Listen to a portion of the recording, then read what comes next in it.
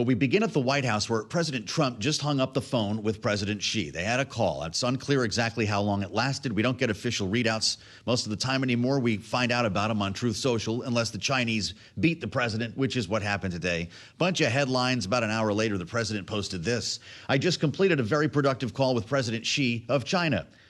We made progress on many very important issues, including trade, fentanyl, the need to bring the war between Russia and Ukraine to an end, and approval of the TikTok deal. I also agreed with President Xi," check this out, "that we would meet at the APEC summit in South Korea, and that I would go to China in the early part of next year, and that President Xi would likewise come to the U.S. at an appropriate time." The call was a very good one. The president says he'll be speaking again by phone. Appreciate the TikTok approval, and both look forward to meeting at APEC. Now, I don't know how you're reading this, but what TikTok approval are we talking about here? Because, see, first he says that we made progress on many very important issues, including approval of the TikTok. That doesn't sound like we closed the deal, but then later refers to it like it happened. That's why we need to bring in Tyler, because, well, she's at the White House and knows more than we do about it. By the way, they talked about a lot more than TikTok. Bloomberg's Washington correspondent on a beautiful day in the nation's capital on the North Lawn. Tyler, is there a deal for TikTok or not? I felt like maybe I got it wrong.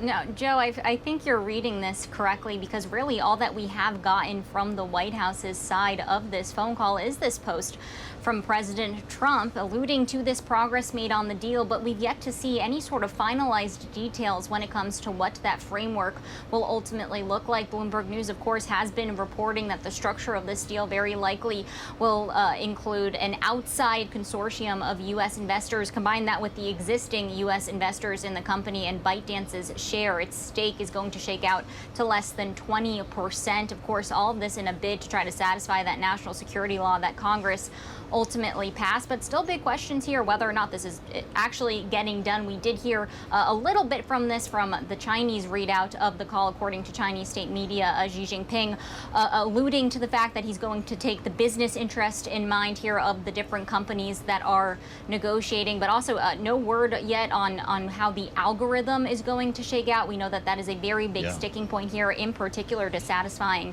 that national security provision of the law passed by Congress. And then, Joe, you hit the other big redhead on the Bloomberg terminal. That basically, this call confirmed what we had been expecting, that this was largely seen as a precursor to perhaps the bigger meeting, which is going to take place at the end of October at the APEC summit in South Korea, setting up a face-to-face meeting between the two leaders. President Trump also saying that he's looking forward to visiting China at the beginning of next year. You mentioned, of course, a lot of headlines that we could pick into this, but Will's mentioned, he said they made progress on trade, they made progress on fentanyl. Of course, 20% of the tariffs still in place against China tied to fentanyl concerns. But Joe, our analyst at Bloomberg Economics ahead of this call had pointed out that yes, any progress on TikTok would be considered good progress, would be considered momentum, but we really have seen few signs from negotiators that they have made significant progress when it comes to addressing some of those core concerns from this White House in the U.S.-China trade talks. Fascinating.